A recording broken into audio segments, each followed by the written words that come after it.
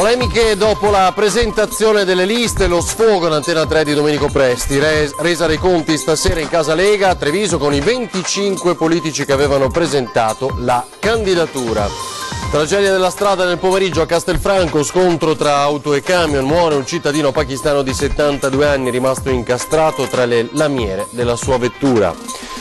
Ben 5 DASP urbani, altrettanti stranieri, giornata di superlavoro ieri per la polizia locale di Treviso nella zona più delicata della città, quella tra la stazione, Riviera Santa Margherita e Piazza Borsa. Furto in un santuario di Monisiolo nel Trevigiano, trafugata la riproduzione delle corone della statua della Madonna e del Bambino Gesù. A un atto vile, commentano i residenti. Panchina distrutta probabilmente da un'auto la scorsa notte in piazza Santa Maria dei Battuti, da poco rimessa a nuovo. Casugana decide di installare telecamere per vigilare sulla zona.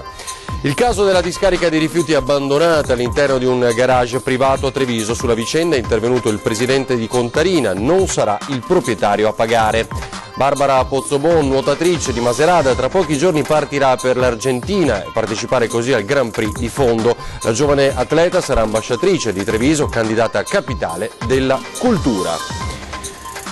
Buonasera, buonasera, ben ritrovati in diretta con l'informazione di Antena 3. Dunque questo è il telegiornale di Treviso e cominciamo proprio dalla polemica delle ultime ore, innescata da quelle dichiarazioni forti del sindaco di Arcade, Domenico Presti, ai microfoni del nostro telegiornale 24 ore fa. Nel prossimo servizio c'è la replica del segretario provinciale della Lega Nord a Treviso, Dimitri Coin, che ha convocato per questa sera un nuovo vertice, chiamando i 25 esclusi dalle liste. Ho già convocati questa sera tutti i 25 persone che hanno firmato l'accettazione di candidatura. Stasera al K3, sede di Villorba della Lega, la resa dei conti. L'incontro voluto dal segretario provinciale Dimitri Coin per tentare di spegnere le polemiche innescate dopo la presentazione delle liste. Vogliamo capire con che criteri siano state compilate, aveva detto ai nostri microfoni Nico Presti, sindaco di Arcade rimasto fuori dalle candidature. Mi sembra, aveva aggiunto il primo cittadino, che le persone vicine a Zaia, come sottoscritto, siano state penalizzate. Fare queste osservazioni mi fa ritornare indietro di qualche anno, quando c'erano quelli protosi, quelli controtosi. In realtà ci sono uomini della Lega che stanno lavorando per il territorio, riconosciamo tutti e siamo tutti molto vicini al governatore, quindi dire che ci sono uomini di una parte e uomini dell'altra vuol dire non aver capito ancora che cos'è la Lega Nord. In lista, spiega Coin, ci sono 3 sindaci, un ex senatore, un ex assessore regionale e un segretario provinciale, nomi di tutto rispetto come quelli rimasti fuori. Liste che sono state composte dal nazionale assieme al federale con alcune indicazioni anche da parte dei provinciali. Ritengo che le persone che sono in lista siano persone di assoluto valore, tanto quanto quelli che purtroppo non sono entrati in queste liste. Li liquida come malumori normali, segretario trevigiano, malumori che però dice fanno male. Credo siano dei mal di pancia fisiologici che alla fine vengono fuori, però insomma sentire anche quello che si è sentito ieri sera dispiace e fa male. Dispiace che chi ha già un ruolo all'interno della Lega si esprima così, me lo sarei aspettato da parte magari del militante che ha sempre lavorato. E poi intanto si sono presentati oggi anche i candidati di Liberi e Uguali, la formazione di sinistra, come sapete, riunita attorno alla candidatura premier di Pietro Grasso. In primo piano i temi di lavoro e ambiente.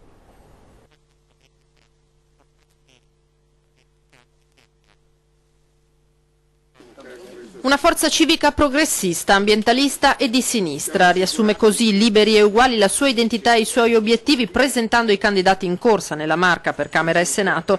Un elenco di nomi e volti, noti e meno noti, che rappresenta il mondo dell'associazionismo, del pacifismo e dell'attivismo verde. Stiamo rovinando il nostro pianeta e quindi ci vuole un grande piano di investimento ecologico. Per esempio, investiamo per la sicurezza del territorio, non possiamo poi lamentarci quando abbiamo la pioggia, le alluvioni, i terremoti e crollano le nostre case, con tutto quello che succede poi dal punto di vista della vita delle persone. Tema ambiente che va di pari passo a quello dei trasporti.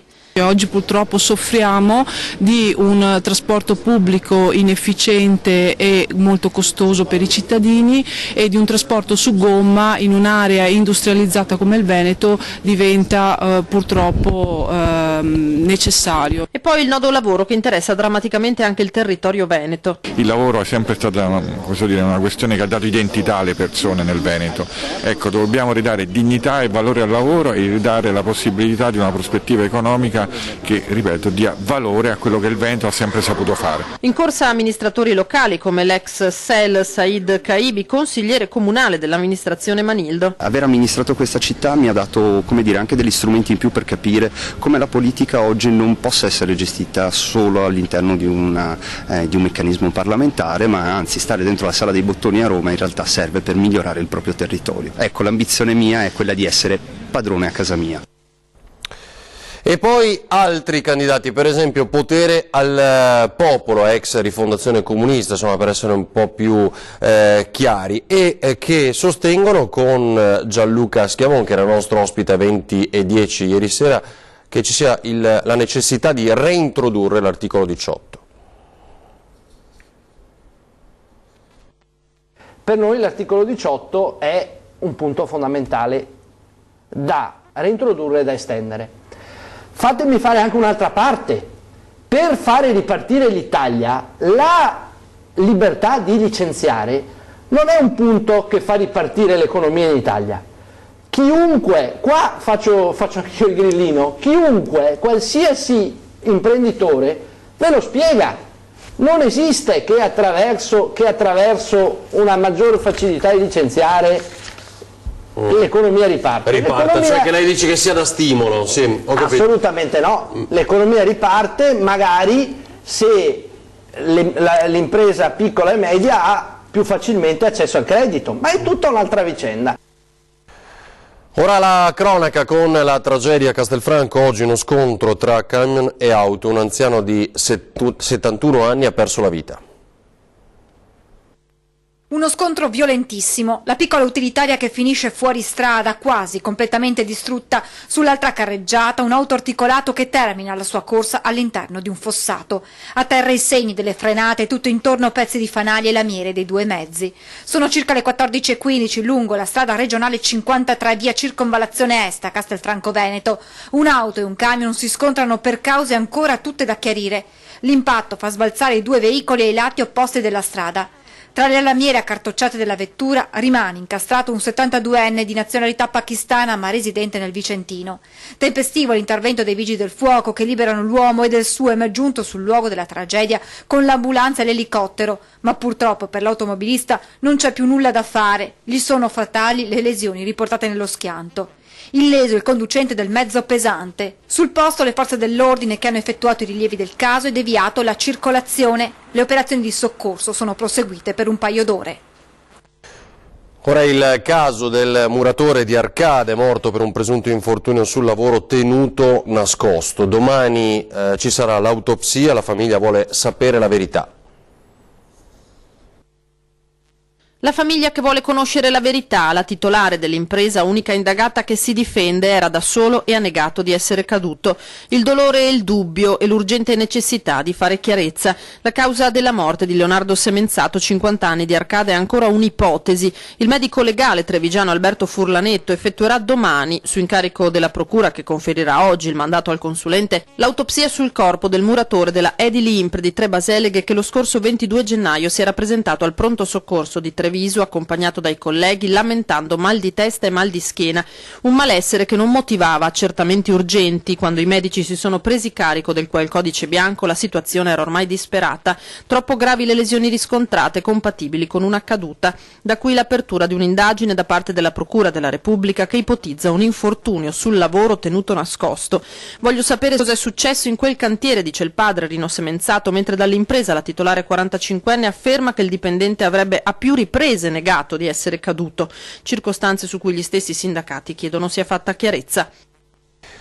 E un malore fatale sul lavoro si è verificato questa mattina a Mogliano Veneto, senza tuttavia alcun nesso con il lavoro stesso. Un 45enne di Spinea, dipendente di un'agenzia di assicurazioni, si è sentito male in ufficio ed è morto, probabilmente stroncato da un infarto. L'episodio in via Gioberti, quando i paramedici del SUAMI 118 sono arrivati sul posto. Per Davide Serra, questo è il suo nome, non c'era già più nulla da fare. Sul posto anche una pattuglia dei Carabinieri che ha verificato trattarsi di un decesso naturale. Ben 5 DASPO urbani ad altrettanti stranieri, una giornata di superlavoro per la polizia locale di Treviso, quella di ieri, nella zona tra l'altro più delicata della città, tra la stazione Riviera Santa Margherita e Piazza della Borsa. 5 DASPO urbani emessi in una sola giornata nei confronti di altrettanti stranieri che per 48 ore non potranno rimettere piede in città. Gli interventi dei vigili nella zona più calda, stazione delle Corriere, Giardinetti di Sant'Andrea, via Orioli, via Fiumicelli, prima chiamata dal personale della MOM in mattinata per una cittadina nigeriana che si rifiutava di pagare il biglietto del bus. Hanno identificato la persona e poi hanno subito anche un'aggressione dalla stessa con sputi, graffi, calci, tanto è vero che uno degli agenti è dovuto ricorrere alle cure ospedaliere. La donna è stata denunciata a piede libero e nei suoi confronti è scattato il DASPO. Più tardi le telecamere della videosorveglianza hanno notato un gruppetto di giovani con fare sospetto ai Giardinetti di Sant'Andrea. A un certo momento uno di loro si è allontanato, ha nascosto sotto un albero un qualche cosa, gli operatori si sono insospettiti, hanno fatto intervenire la pattuglia che operava nelle immediate vicinanze. Il cane antidroga Hitch ha subito trovato lo stupefacente nascosto, circa 20 grammi. Il giovane pakistano è stato denunciato e l'intero gruppetto raggiunto dal DASPO. Stessa sorte in serata per alcuni stranieri ubriachi che stavano molestando i passanti in via Fiumicelli e nella vicina area verde, uno dei quali aveva anche addosso un coltello. Quello del DASPO urbano, conclude il comandante della locale, costituisce un efficace deterrente. Violarlo significa, sia per gli italiani che per gli stranieri, andare incontro a pesanti conseguenze. Se dovessero ripresentarsi entro questo limite di tempo abbiamo la possibilità di fare la segnalazione al questore, il quale ha la possibilità, valutando caso per caso, di emettere un provvedimento di allontanamento dal nostro territorio comunale di queste persone per un periodo anche di oltre un anno. Sono sparite dal santuario della Beata Vergine delle Grazie a Bonisiolo la riproduzione delle corone della statua della Madonna e del Bambin Gesù, un atto vile, così commentano i residenti, ed è questo il terzo furto del genere in pochi mesi. 3 furti nel giro di pochi mesi, a sparire le coroncine nelle statue delle chiese, forse colpi su commissione. Certo è che nella giornata di ieri qualcuno è entrato nel santuario della Beata Vergine delle Grazie a Bonisiolo ed ha portato via la riproduzione delle coroncine che si trovavano nella statua della Madonna e sul Bambin Gesù. Immediata la denuncia ai carabinieri che hanno subito avviato le indagini, scioccati i residenti che definiscono questo furto un atto vile. Io penso che sia stato un gesto molto basso, di bassissimo livello, soprattutto per l'importanza che ha per Bonisiolo questo santuario qui. Non possiamo purtroppo entrare in testa della gente, bisogna educare i nostri bambini in modo come si educava una volta, bisogna spiegare le cose giuste, ma purtroppo non è più così. Fra l'altro questo è il terzo furto del genere in pochi mesi. A novembre scorso i ladri sono entrati nella chiesa a Paderno di Ponzano ed hanno portato via la corona d'argento dalla statua della Vergine. Solo un mese dopo, ai primi di dicembre, stesso colpo. Questa volta nel mirino dei ladri finisce la chiesa di Cornuda. Anche in questo caso ad essere portata via è stata la corona dorata della Madonna. Non dovrebbero avere un grande valore economico, ma sicuramente inestimabile il valore per i fedeli. Non solo il parroco, ma i cittadini stessi chiedono a chi ha compiuto questi furti sacrileghi di riportare al più presto il maltolto. Ha insultato 3 ragazze sul treno Venezia-Udine. Quando è intervenuto il capotreno per aiutarle, un kosovaro di 30 anni lo ha aggredito con calci e pugni. Ennesima aggressione su un treno. È accaduto l'altra sera quando un kosovaro di 30 anni residente nella Marca, forse in preda ai fumi dell'alcol, ha iniziato ad insultare con frasi volgari 3 ragazze. A quel punto le giovani hanno chiesto aiuto al capotreno, che si è avvicinato al trentenne cercando di calmarlo ed ha chiesto di esibire il biglietto e i documenti. Di tutta risposta l'uomo ha iniziato a prendere a calci e pugni il controllore. L'episodio è avvenuto sul treno Venezia-Udine. Una volta arrivato alla stazione di Conegliano, il kosovaro è stato bloccato dalla polizia ferroviaria e denunciato per resistenza e violenza a pubblico ufficiale. Una volta arrivato il treno a destinazione, il controllore è stato portato all'ospedale cittadino per essere medicato. Ha riportato varie contusioni sul volto. E nella notte ignoti hanno svaligiato anche il new 1000 lire di via Spinelli a Preganziol. I ladri hanno forzato una porta sul retro, penetrando all'interno del locale notturno, portando via una console con mixer audio e 1.500 euro in contanti. Il tutto fortunatamente coperto da assicurazione. Sull'episodio ora indagano i carabinieri di Mogliano Veneto. Ha postato invece sui social le foto dell'ex, praticamente nudo. Una 37enne residente nel Veronese è stata denunciata per stalking ed estorsione. La donna aveva infatti chiesto all'uomo di 40 anni di Conegliano di comprarle un vaso da 800 euro per smettere di perseguitarlo. Non aveva mai accettato la fine del rapporto con il fidanzato. Così una 37enne residente a Sirmione ha iniziato a perseguitare il suo ex, rendendogli la vita un inferno. Telefonate ad ogni ora e messaggi continui, ma da parte della vittima, un 40enne di Conegliano, nessuna risposta. L'uomo sperava che prima o poi lei si mettesse il cuore in pace, ma così non è stato. Così la stalker ha pensato bene di postare sui social le foto nude del suo ex, reso riconoscibile dai tatuaggi. Ha quindi creato un falso profilo su Facebook facendo credere che quelle foto erano state create per un book fotografico. Il 40enne a quel punto ha pensato di provare a chiarire con la ex, ma di tutta risposta lei gli ha chiesto di acquistare un vaso da 800 euro per smetterla di perseguitarlo. Il 40enne ha deciso di denunciarla ai carabinieri e dopo qualche indagine la donna è stata accusata di stalker ed estorsione. Ci fermiamo per qualche istante, poi vi mostreremo le immagini dei danni in piazzetta Santa Maria dei Battuti.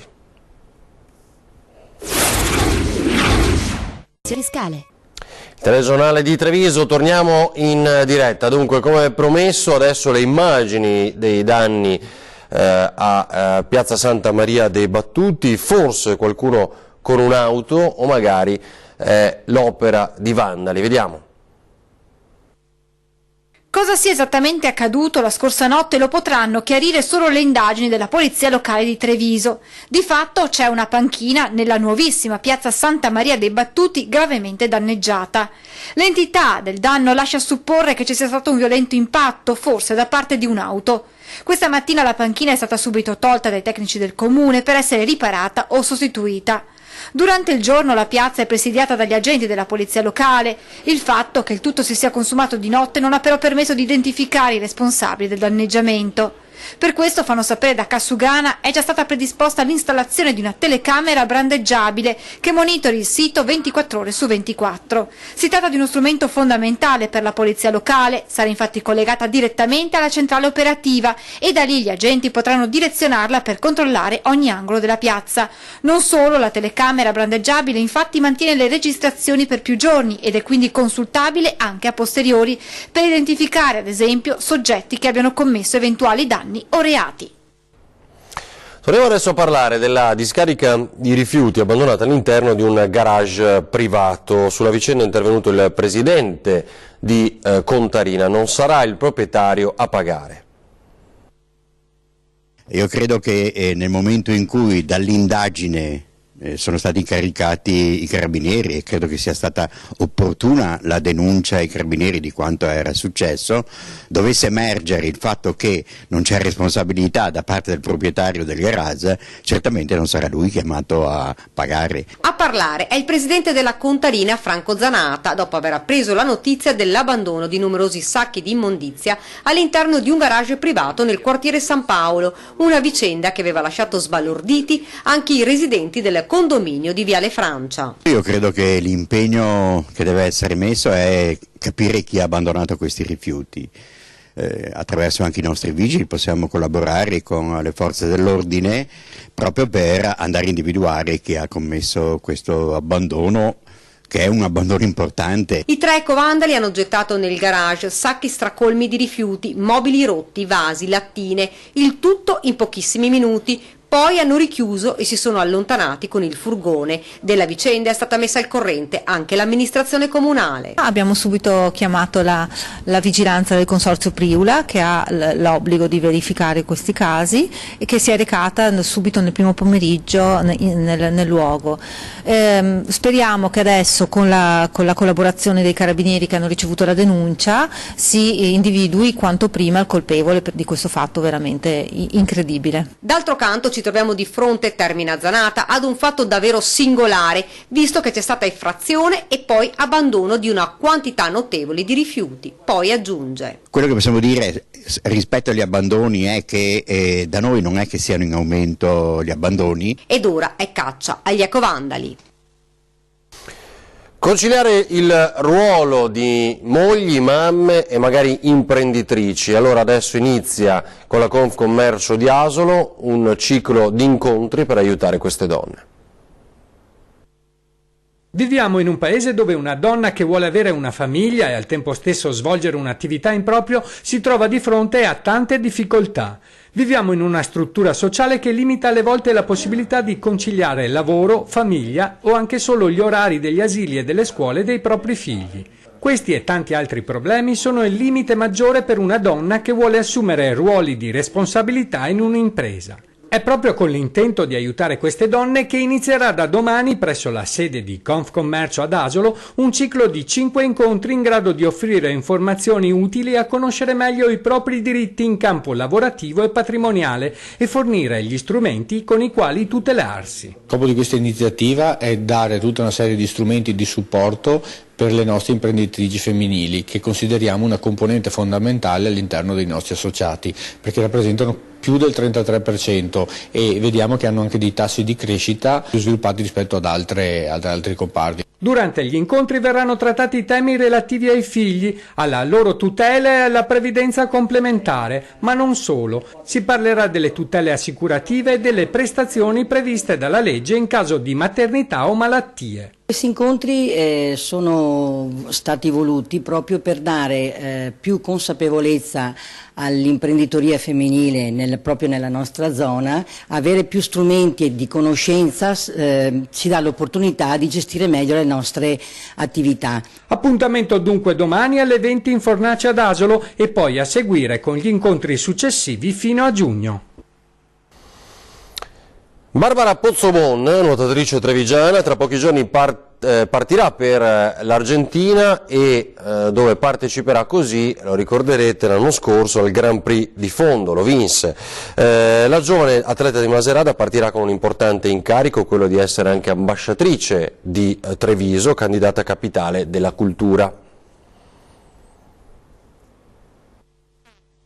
Proprio un anno fa Barbara Pozzobon si apprestava a partire per l'Argentina per partecipare al Grand Prix di Fondo, gara che riuscì a portare a casa conquistando così il riconoscimento di prima donna italiana a trionfare nell'estenuante maratona di nuoto, 57 km, nelle acque del fiume Rio Coronda. Fu un viaggio sofferto, quello che la giovane nuotatrice di Macerata riuscì a fare grazie all'aiuto dei suoi concittadini che diedero vita ad una raccolta fondi per consentirle di raggiungere il Sud America. Sono passati appena 12 mesi, ma sembra che il tempo trascorso sia molto di più. Il 5 febbraio, sempre in Argentina, sarà una Barbara più sicura delle proprie capacità, quella che parteciperà alla faticosa gara. Lei ha fatto un anno intero da outsider, temendo sempre di essere, diciamo, la Cenerentola di questo gruppo italiano, invece alla fine si è rivelata la regina. Barbara, forte dei titoli e le spalle vinti, nonostante la giovane età, è pronta a partire per l'Argentina, ma dimostra una profonda umiltà quando le si chiede cosa si aspetta dalla gara. Basterebbe arrivare anche quest'anno alla fine, e visto che comunque è una gara molto lunga e poi ogni risultato che viene sono contentissima. Forza e soprattutto tenacia, le caratteristiche della giovane nuotatrice. motivo per cui anche il sindaco Manildo l'ha scelta come ambasciatrice in Argentina per Treviso, città della cultura, candidata quest'anno. Ambasciatrice di Treviso, candidata a capitale della cultura, ruolo che porterà Barbara ad incontrare la comunità veneta in Argentina. Spero di ricoprirlo al meglio. Appena arriveremo in Argentina troverò il tempo di andare a trovare questa comunità veneta che mi ha accolto l'anno scorso in una maniera che neanche ci aspettavamo. Resta il tempo per ricordarvi che tra poco c'è 20:10, come sempre sui temi dell'attualità conosceremo altri candidati e programmi per le elezioni del 4 marzo. Ci saranno in questo studio Corrado Callegari di Grande Nord e Simone Furlan di Forza Italia. Grazie per averci seguito, adesso le previsioni meteo per le prossime ore. Buona serata.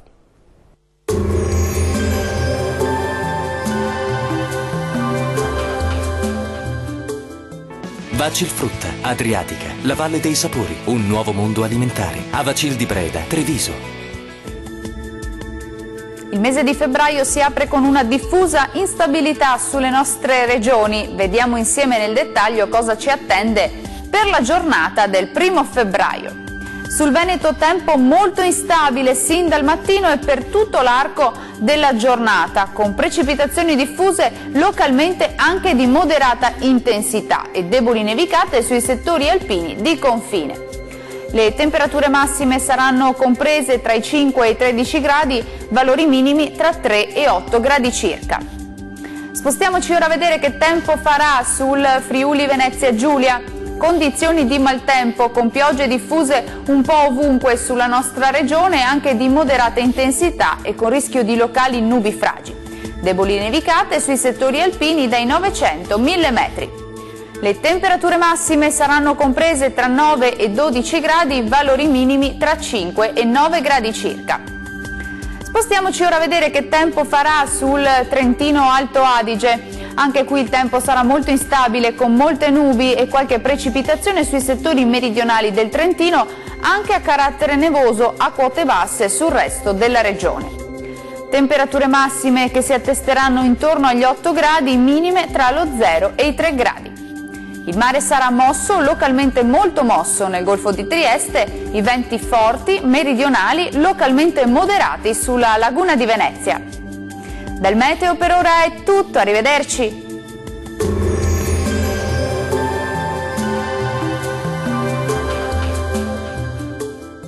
Vacilfrutta, Adriatica, la Valle dei Sapori, un nuovo mondo alimentare. Avacil di Breda, Treviso.